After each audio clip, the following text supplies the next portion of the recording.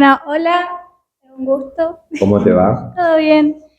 Bueno, para hacer la primera pregunta, eh, ¿podrías presentarte y contarnos sobre tu nombre y cuál es tu relación con José Alberto Tur? ¿Cómo no? Yo soy Ramón Altamirano, profesor de castellano y ciencias sociales, también soy psicólogo social.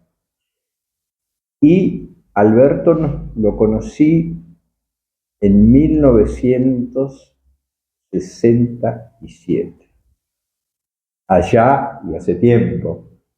Nos conocimos en la Facultad del Profesorado, ¿no?, de la Universidad Nacional del Litoral.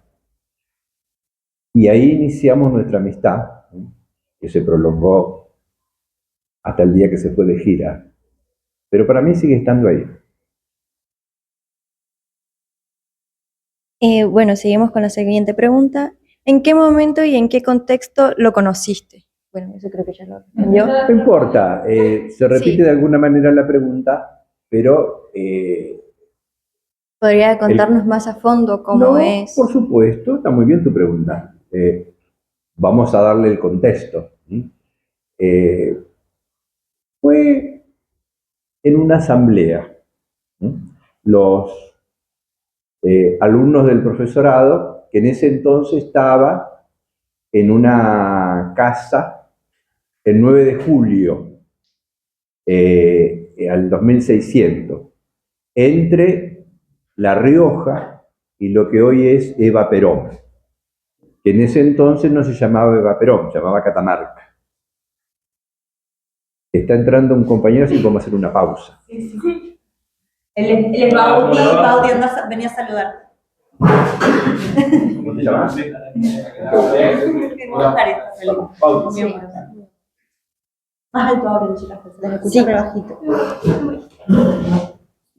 Bueno, seguíamos con Y lo de él estaba hablando porque para hablador no le faltaba nada. Se encontró con otro hablador. Y además participamos los dos del mismo signo. Somos medio terribles, somos escorpianos. Uy, escorpión. Somos, fíjate que yo sigo diciendo somos, ¿no? Como si él estuviera vivo. Y yo lo escuché. Esa fue la primera vez que yo lo vi. Pero al poco tiempo, por ahí por el mes de mayo, nosotros empezamos en marzo, actividades como alumnos, yo era un egresado del Almirante Brown, la que está en 25 de mayo y Mariano Coma. Ahí me había recibido de maestro normal experimental e ingresé al facultad. Yo tenía dos sueños, y digo dos sueños porque hablo de eso que hicieron ahí, que está muy bueno. Después un día podemos charlar si primero están los sueños, después están los planes, o cómo es la cosa, ¿no? O es al revés. Sugiere mucho eso. Esa canción sugiere mucho, para discutirla, para trabajarla. Y yo tenía dos sueños. Uno era estudiar medicina, pero me tenía que ir a Rosario. Y yo provengo de una familia muy pobre de Santa Rosa de Lima. Y la otra era la docencia. Yo trabajaba ya desde los 15 años y aportaba el 50% en mi casa, hacía falta. Mi papá era un laburante, un jornalero del puerto de Santa Fe.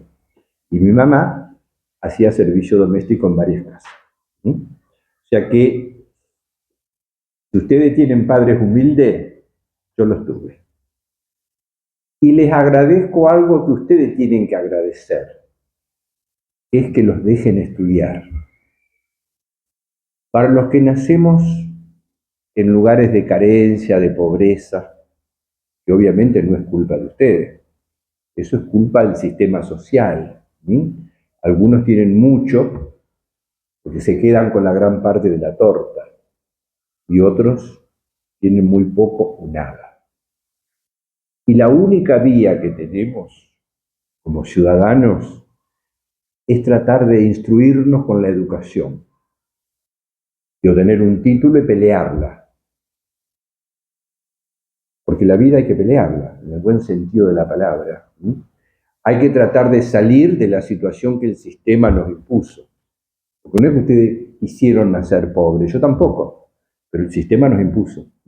Es una sociedad muy diferente, entre algunos privilegiados y otros que no tenemos privilegio.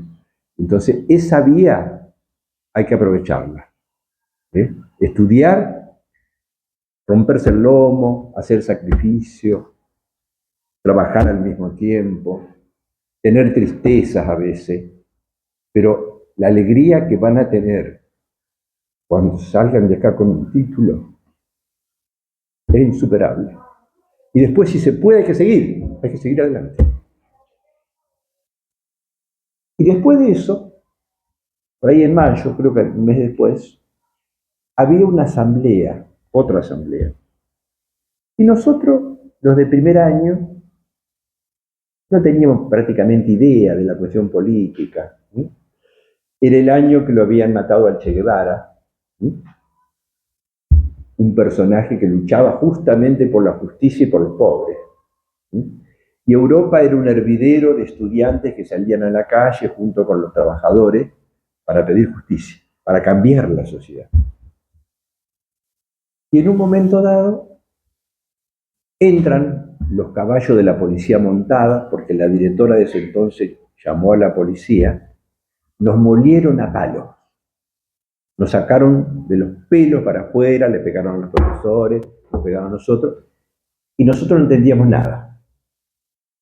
Bueno, como no entendíamos nada, por ahí algo se nos iluminó en la cabeza, a la semana nos reunimos los de primero para discutir por qué pasaba eso. Y armamos una agrupación para tener conocimiento de qué pasaba con la cuestión política.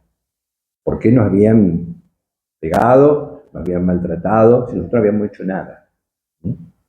Bueno, y ahí me conocí ya de otra manera con Alberto. Pero ahora sigan con la pregunta. Bueno, ahora sobre José Alberto y la escuela. ¿Qué significado crees que tiene para la comunidad santafesina que una escuela lleve el nombre de José Alberto Tur? ¿Para mí o para ustedes? Para vos. Para mí es una gran alegría. Si uno hace un momento de magia, ficciona. ¿Ustedes saben lo que es una ficción? A ver, ¿quién me explica lo que es una ficción? Cualquiera, con palabras sencillas, no quiero definiciones. Lo que a ustedes les surge, que es algo que está ficcionado.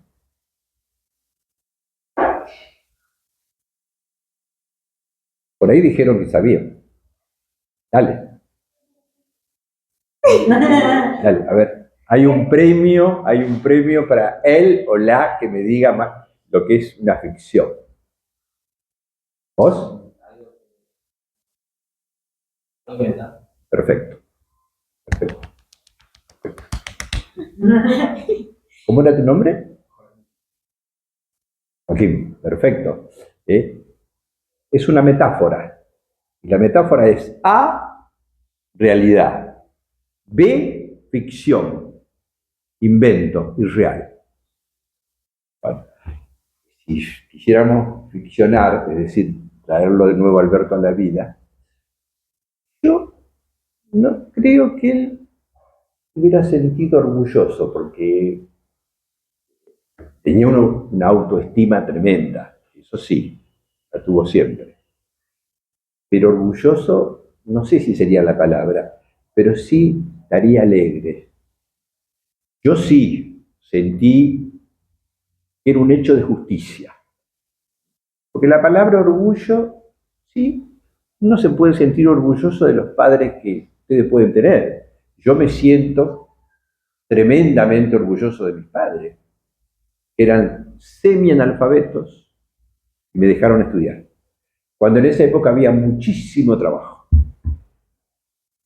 Yo de hecho ya trabajaba. Pero me dieron esa posibilidad. Yo siempre pienso que mis padres me promovieron. Ojalá ustedes tengan la suerte.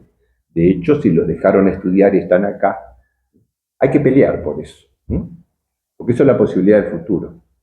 Yo creo que sí, porque se uniría el nombre de un tipo como Alberto, que en la cabeza y en la acción tenía la visión de una sociedad justa, de una sociedad solidaria, y que el nombre de él esté en una escuela que se llamaba Esperanza Solidaria, justo, pega perfectamente, porque si hay algo que los que somos pobres, yo ya no lo soy, tampoco soy clase media y nomás, ¿en base a qué? Al esfuerzo, al estudio, el haber peleado la vida, no me lo regalaron, y menos los de arriba, menos los de arriba. Sería algo que está íntimamente relacionado, porque lleva el nombre, la 597, de alguien que peleó toda su vida por la justicia y que era tremendamente solidario. Él a mí me valoró desde el principio. Supo ver lo que un chico de Santa Rosa de Lima, que en un principio no tenía idea de la realidad política, pero que indudablemente tendría adentro algunas potencias que había que desarrollar, como las que tienen ustedes. Había que apoyarlo, había que valorarlo. Y yo encontré en él alguien que también me escuchaba. Nosotros discutimos muchas veces, fuerte, o sea, porque no era que nos concedíamos sino malas cosas. Cuando uno tiene una verdadera amistad, lo que dice la otra persona no tiene que entrar por acá y salir por esta. No, tiene que reflexionar qué nos está diciendo. Y uno es amigo siempre, aun cuando no se vea. Vamos a hablar de esa parte, cuando él estaba en el exilio y yo no lo veía. Pero para mí estaba ahí. Sí. Esta escuela comenzó llamándose Esperanza Solidaria y al convertirse en secundaria pasó a llamarse José Alberto Tur. ¿Pensás que hay una relación o una continuidad entre esos dos nombres? De alguna manera ya se los dije. Sí. Sí. Hay la relación es estrecha, es total. Y hay una continuidad. Si tenemos esperanza en la solidaridad, es porque podemos pelear la vida. Y él peleaba por la vida, sin duda. Pero no por la vida para él solamente. Por la vida para todos. ¿Pantalla? Sí, sí. ¿Algo más personal con él? ¿Alguna anécdota? También podría ser, si querés. ¿Cómo describirías a José Alberto como persona, como compañero y como amigo? Como amigo ya dije varias cosas, las puedo seguir profundizando. Voy a empezar por la faz de la persona. No de lo que era conmigo, sino de cómo era él. Alberto era una persona muy inteligente, pero no inteligente porque solamente tenía una biblioteca en la cabeza para poder vomitar a los otros. Era inteligente para interpretar las cuestiones prácticas de la vida, que es la verdadera inteligencia. Ustedes pueden aprender de memoria algo, pero si después no lo pueden aplicar en la realidad, sí sirve como información, pero para resolver, la verdadera inteligencia es resolver los problemas que la vida nos presenta, en todo sentido, política, social, económicamente. Y a veces, yo tengo un dicho que siempre se lo decía a mis alumnos, como metáfora, hay que saber ver debajo del agua. Un río no tiene cosas que flotan, pero abajo del río hay otras vidas. Tenemos que aprender a descubrirlas. Eso ocurre muy comúnmente. Alberto era un gran irónico. Yo también lo soy. nos agarramos ironía contra ironía. Pero sabía cuándo lo aplicaba. ¿Sí? Porque una cosa es la ironía y otra cosa es el sarcasmo. Pero, bueno, Alberto al sarcasmo no era, salvo que se ponía nervioso, porque nervioso era, pero al mismo tiempo, Alberto era un alma muy sensible, dentro de una coraza donde a mí me pasa lo mismo. La gente que no me conoce me califica de intelectual. Porque exalumnos míos suelen ir a visitarme a mi casa y le dicen a Moni, a mi esposa, dice, cuando él entraba no volaba una mosca.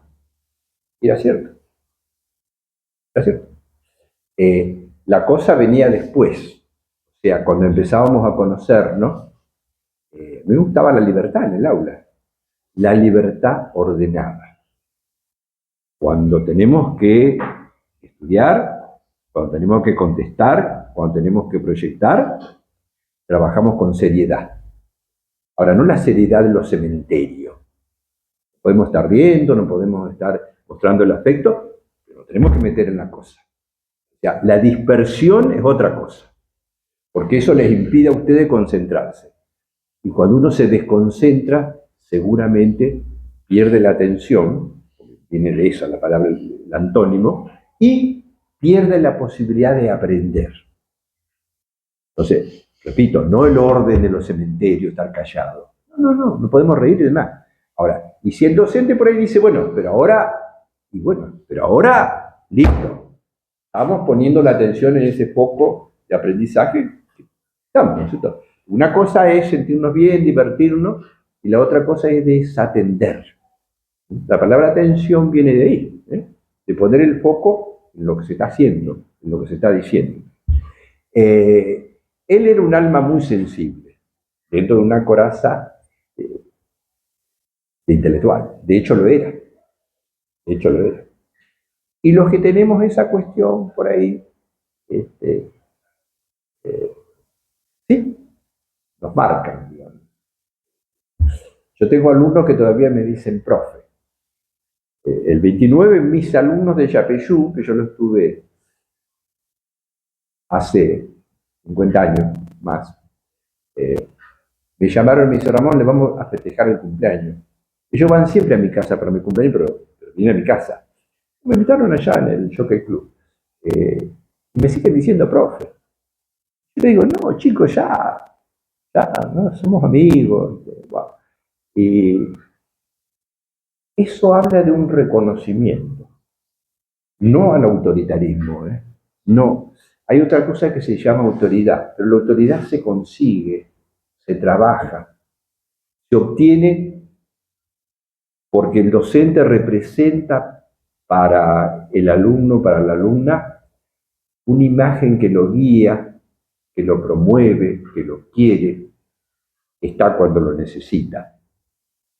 Porque los docentes no somos amigos de los alumnos. Él era muy sensible dentro de esa coraza. Había que conocerlo, porque si no se creía que era alguien que, bueno, que solamente tenía mucho conocimiento, que era un militante muy fuerte, etcétera, etcétera. Los que lo conocieron saben muy bien. Fíjense que él dio su vida por los seres humanos. Si uno es capaz de dar la vida por los seres humanos, adentro tiene algo muy lindo, si no imposible. Creo haberte más o menos. Sí, gracias.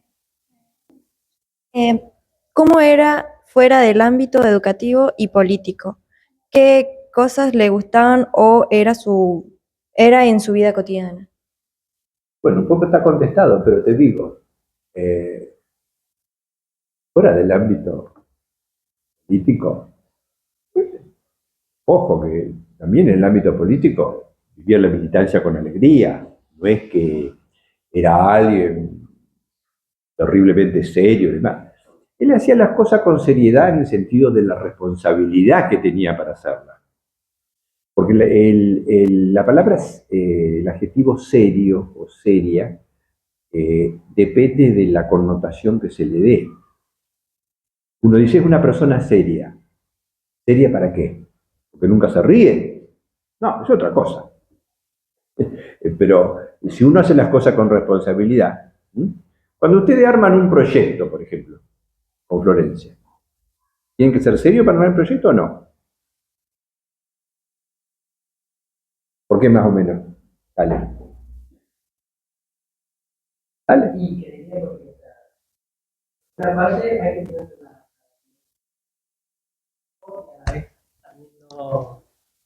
no tomárselo tan serio porque, o sea, como dijo Flor, o sea, en este curso somos bastante dentro de todo sociables, todo, y ya entendemos cada uno cómo expresarnos todo. Entonces sería como que eso, un 50-50 acá, va, yo desde mi parte, de mi punto de vista.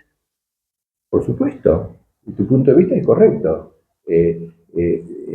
Yo aludo a la cuestión de ser serio para cumplir con lo que se me encomienda. Vos te podés divertir en un trabajo.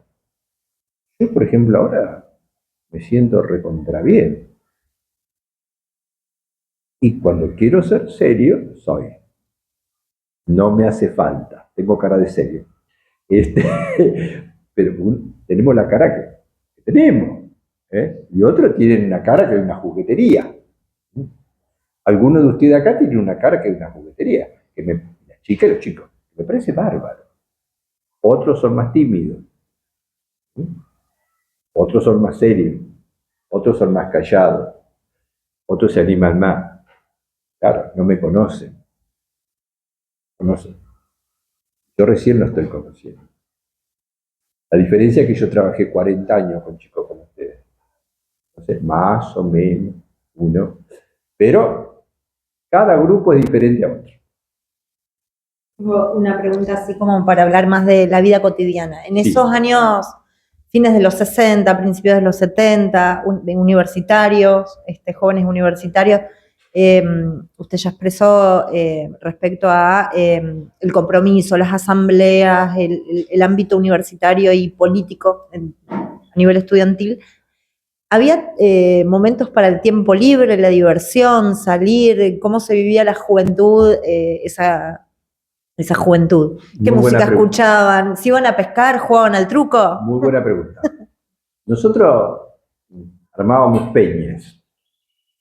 Las famosas peñas, veníamos una banda a un lugar que estaba a una cuadra hacia el norte en el Puente Negro de Aristóbulo del Valle, que se llamaba El Tío.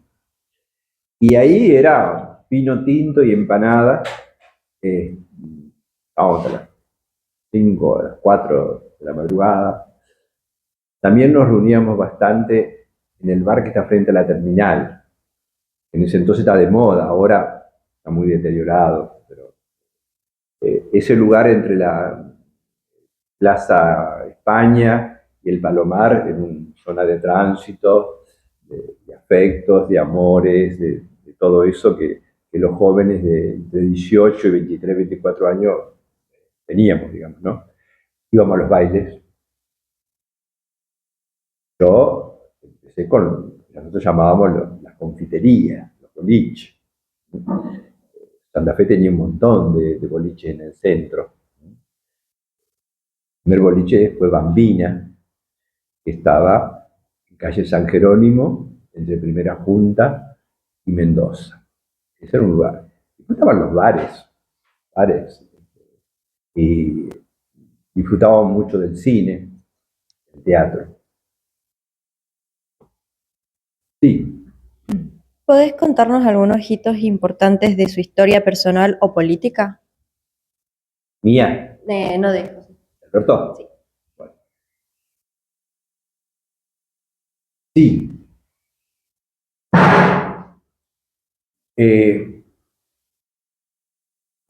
Voy a elegir una, hay un montón, pero voy a elegir una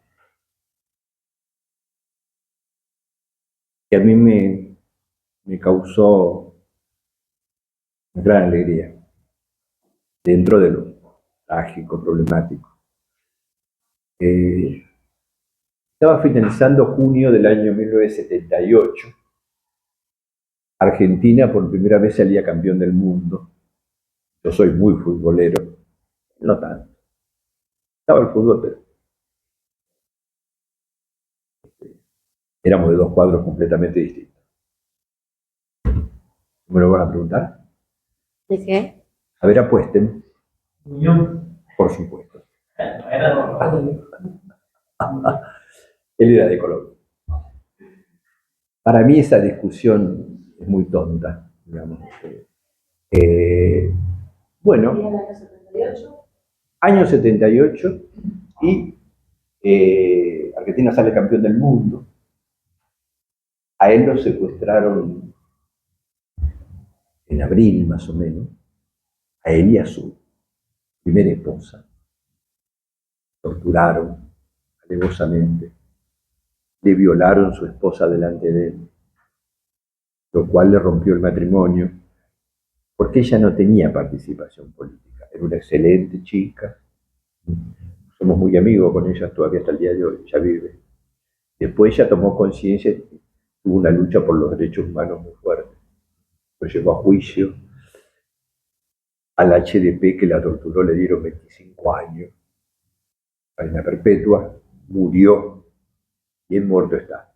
Yo no deseo la muerte a nadie, pero en este caso, ni hablar. Y yo voy a calle San Martín. En ese entonces San Martín era la calle del movimiento. Estamos hablando 47 años atrás. Y lo veo en la multitud. Y él me hace seña con el ojo. Estaba controlado. Y me vino una alegría en el corazón. Después, un momento que pudimos zafar así, nos dimos un abrazo tremendo, una cuestión de segundos, de razones de seguridad. Él temía por mí. Yo me salvé de casualidad. Tuve suerte. Seguramente porque no tuve la misma participación que la había tenido. Y yo no sabía en el grupo que yo estaba. Él fue tan responsable que usó como código no decírmelo. Me enteré cuando lo secuestraron. Pensé, en ese momento decirle a un amigo, a un compañero, a un pariente, yo pertenezco a tal grupo, si te secuestraban y en la tortura te sacaban, te robaban.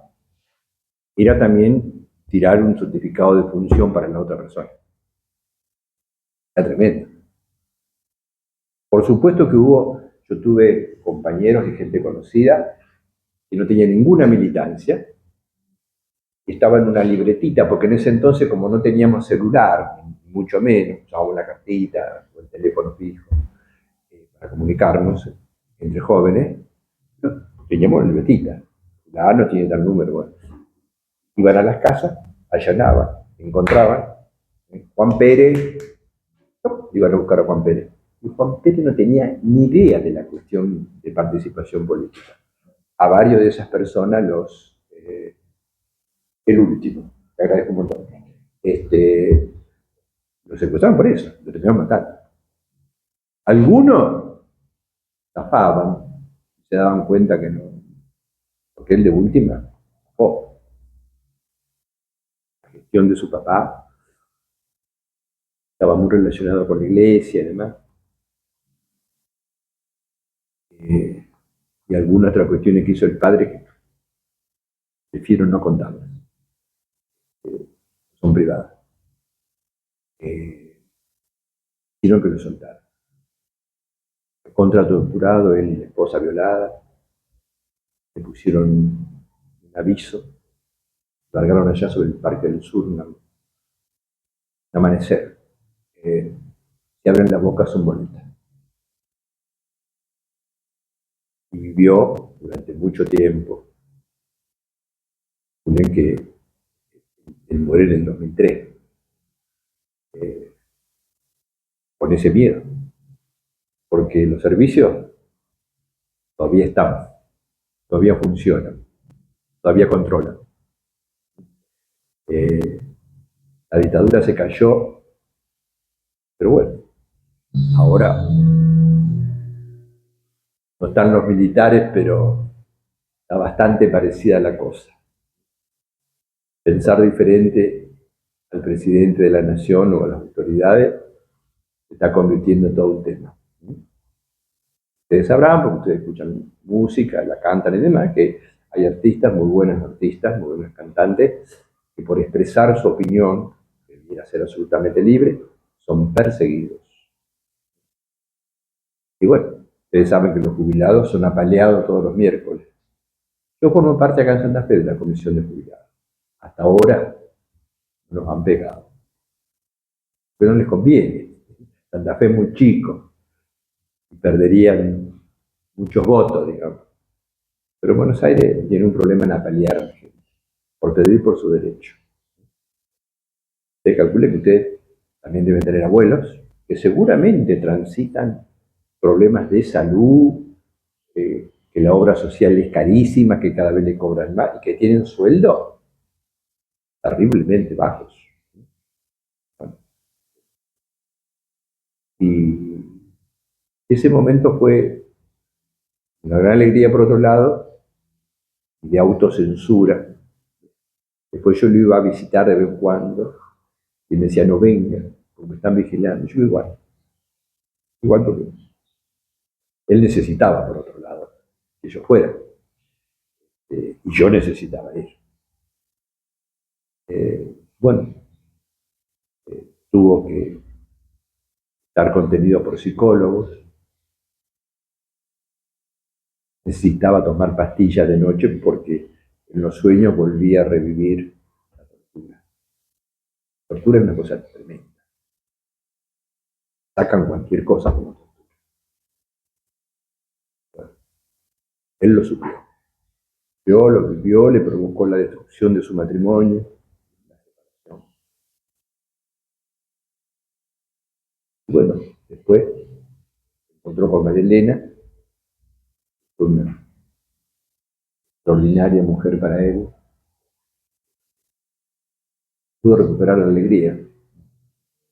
Y seguía soñando en la posibilidad de una sociedad más justa, más solidaria, justamente la palabra, ¿no? Para todos.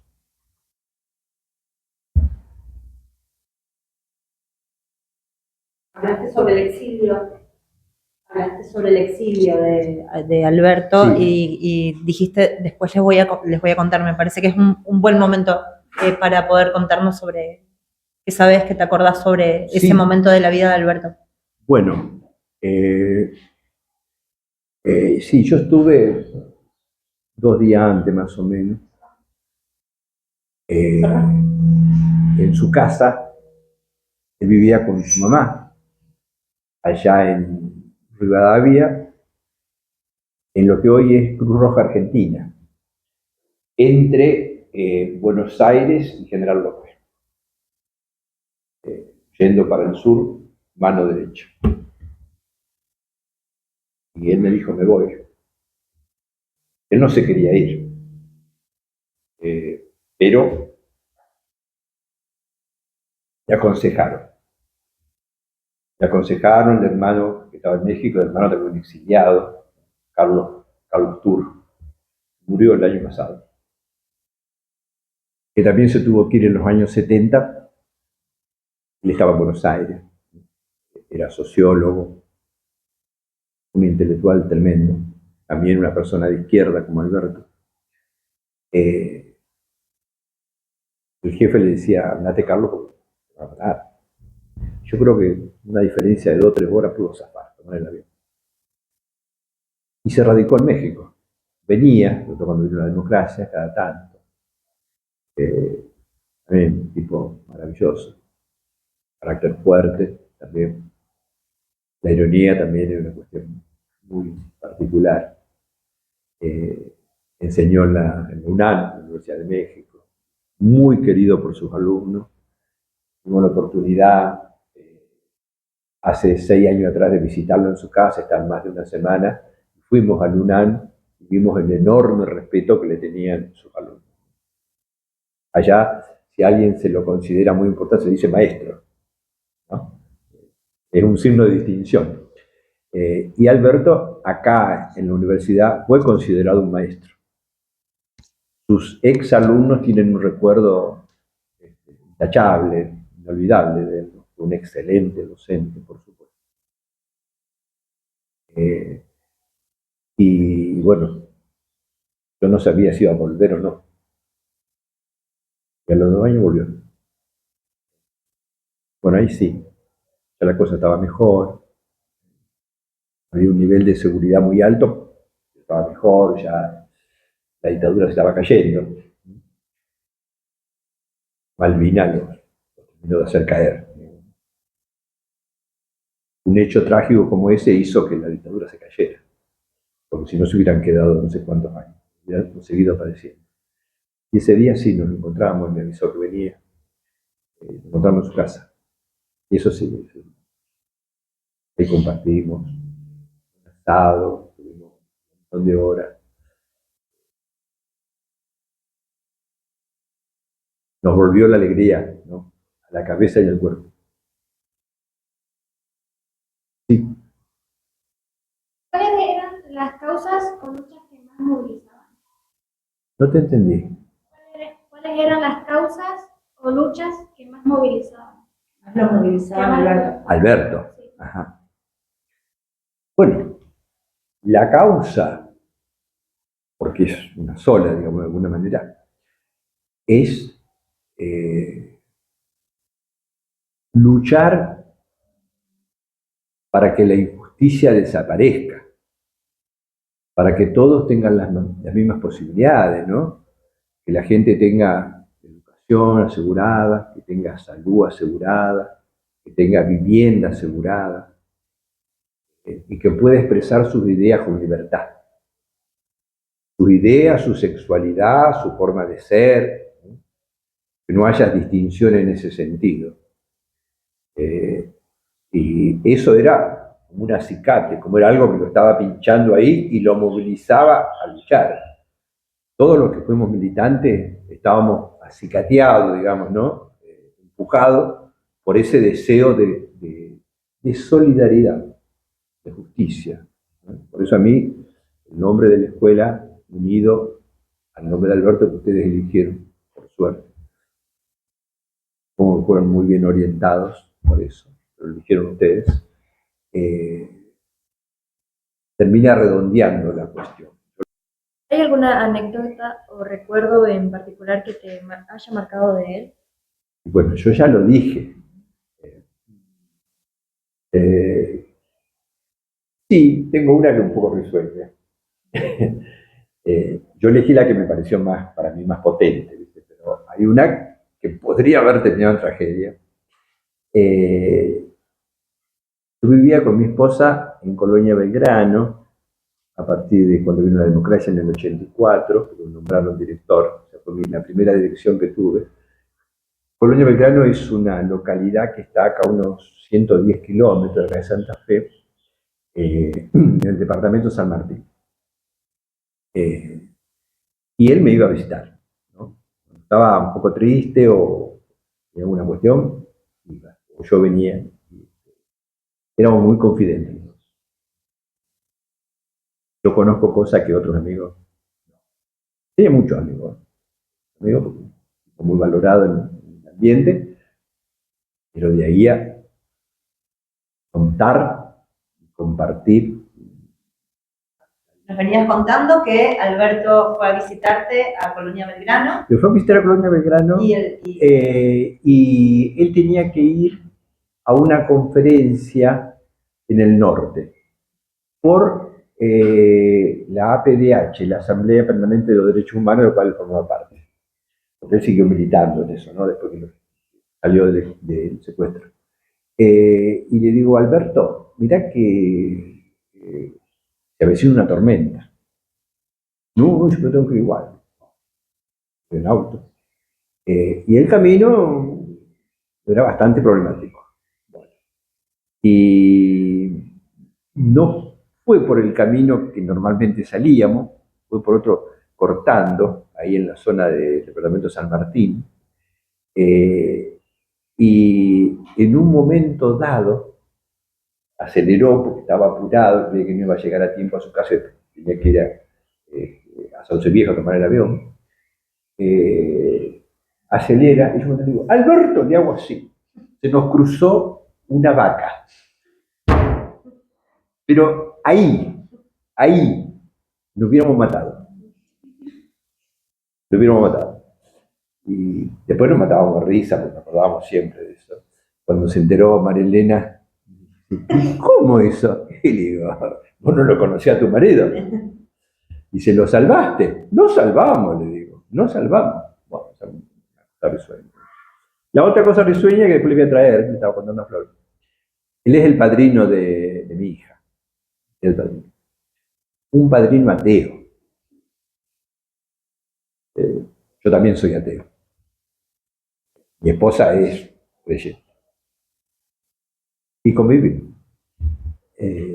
Con el pacto de que nuestros hijos podían ser creyentes, de la religión que quisieran, o podían ser ateos. ¿Quieren saber cómo son? Yo quiero saber. Uno y una. Los tres son ateos. Pero no tiene ningún problema, yo tampoco, yo tengo excelentísimos amigos y amigas católicas, protestantes, tengo un amigo budista en Buenos Aires, lo respeto totalmente, la primera que respeto fundamentalmente es la mujer. No hay problema por eso. Discutir por las religiones no tiene sentido.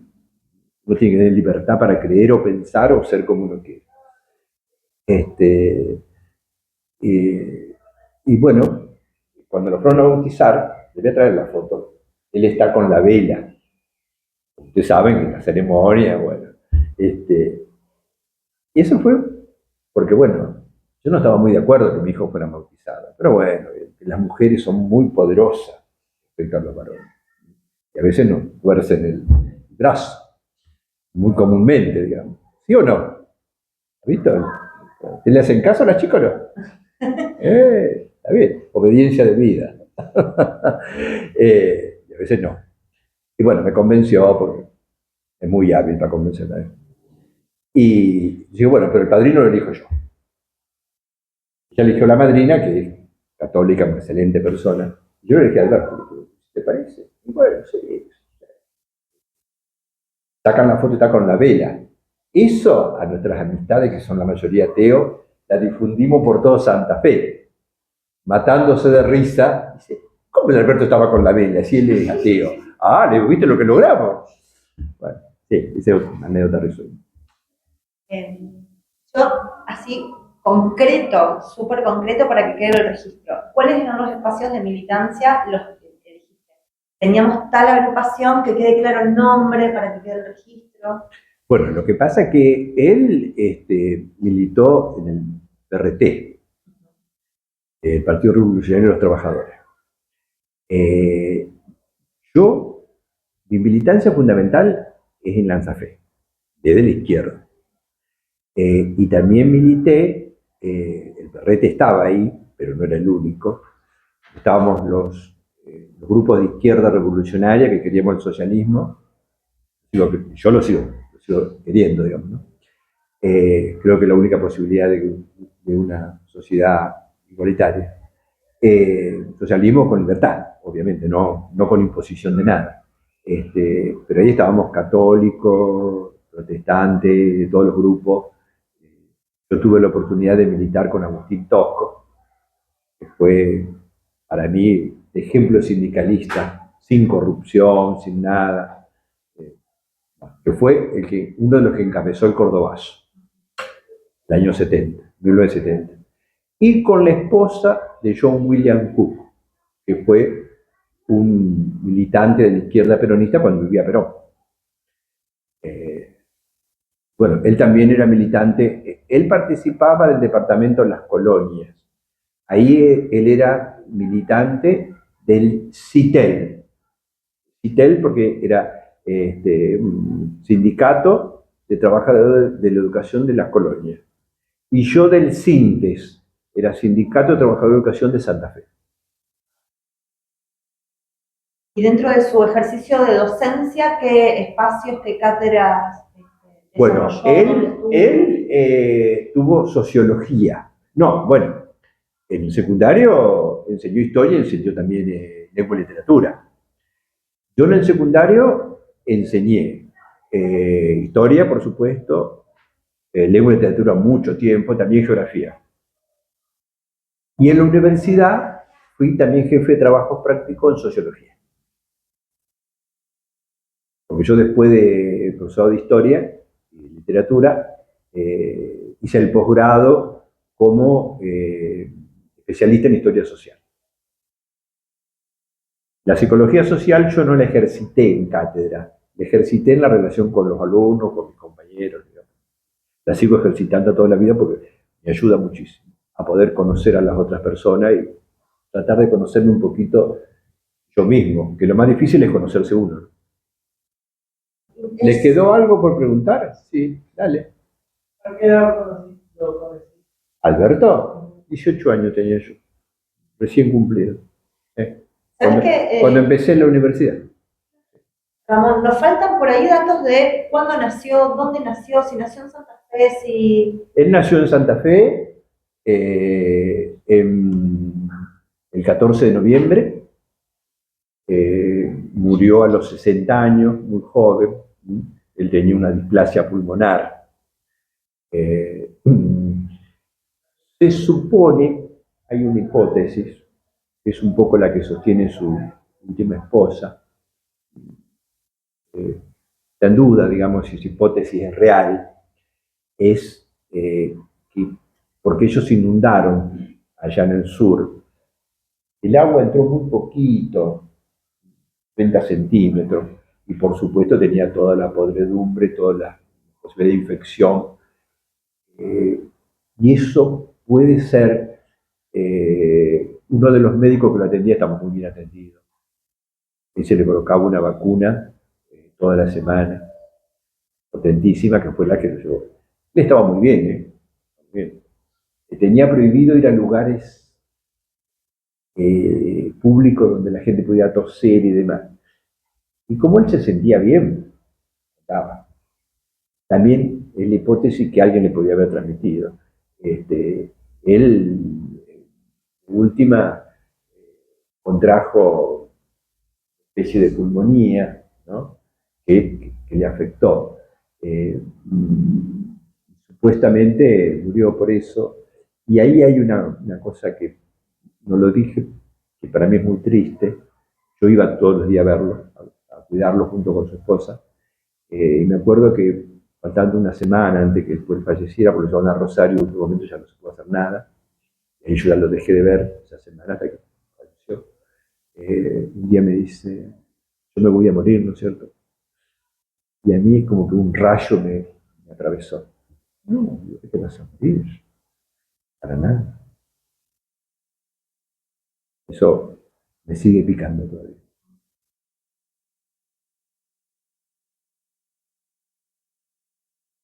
Chicos, ¿algo más que me quieran preguntar? No sé si les sirvió, si no les sirvió. Sí. Muy conmovedor escuchar, a mí me mucha conmoción. Era necesario, hay mucho de recortes periodísticos que pudimos encontrar, pero nos falta. Siempre es alguien hablando o en torno a los juicios o en torno a otras circunstancias que tienen que ver con la vida de José Alberto, pero necesitábamos, creo, también un testimonio personal. Claro, él del juicio prácticamente no pudo participar claro. porque él había fallecido. La que participó, obviamente, fue Amalia, que tuvo una valentía enorme. Él tenía mucho miedo por él, por ella, por su hermano, por su mamá. La mamá no sobrevivió, porque doña Estela murió a los 103 años. O sea, vivió unos cuantos años más después de su muerte, ¿no? Lo de Amalia fue una enorme valentía, porque Barco seguía andando por la calle, hasta que ella lo denunció, porque metieron en cana y bueno, después lo juzgaron, ¿no? Y, como dije anteriormente, murió después en prisión, pero un acto de valentía, los servicios siguen existiendo. Lo último que me parece re importante, porque se encuentran documentos sobre eso, de la importancia que tuvo el relato de Alberto respecto a la identificación de la casita. Sí,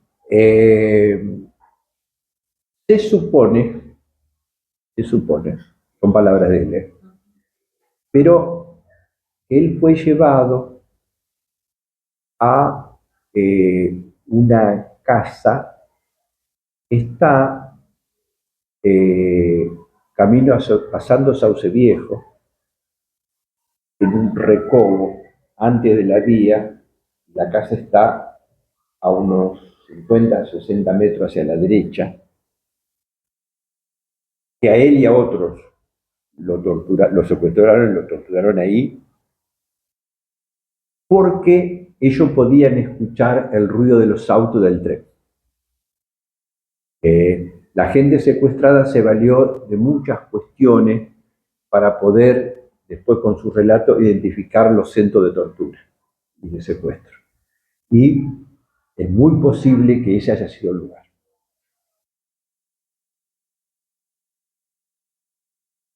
Lo que quieras decirnos de cierre, transmitirles a estos estudiantes que están acá escuchando atentísimamente. Me emociona mucho poder estar con ustedes, que se dieron cuenta que cuando yo hablo de Alberto me emociona. No lo puedo evitar. Y eso que normalmente trato de controlarme, ¿no? Pero bueno, cuando uno siente muchas cosas adentro es muy difícil. Y además no hay que contener las emociones, hay que alargarlas. Por lo cual le pido disculpas. Yo me sentí muy bien. Los felicito doblemente, primero, porque eligieron el nombre de él para la escuela. Yo creo que es un acto de justicia total. Y porque me hicieron una gran investigación. Y el haber querido saber de él por fuera de lo que está escrito, información que es absolutamente válida, pero este tete a tete que hemos tenido, es algo que nos permite que ustedes en alguna mínima medida sepan el valor y la calidez humana tremenda que tenía esa persona que ustedes eligieron para que lleve el nombre de la escuela por vida. Yo les agradezco, ¿no? Agradezco personalmente que ustedes hayan elegido eso. Y, bueno, que me hayan escuchado con la atención que me escucharon, claro. Agradecimiento por el tiempo, agradecimiento por la emoción que le transmitiste a los chicos, que me parece que es lo más importante que uno se puede llevar, porque a veces uno intenta transmitir los valores de una persona, pero no hay nada más valioso que tu testimonio, los testimonios de quienes estuvieron cerca de Alberto para poder contar quién fue y por qué esta escuela lleva su nombre. Entonces, agradecerte, aplaudirte nuevamente y nos veremos.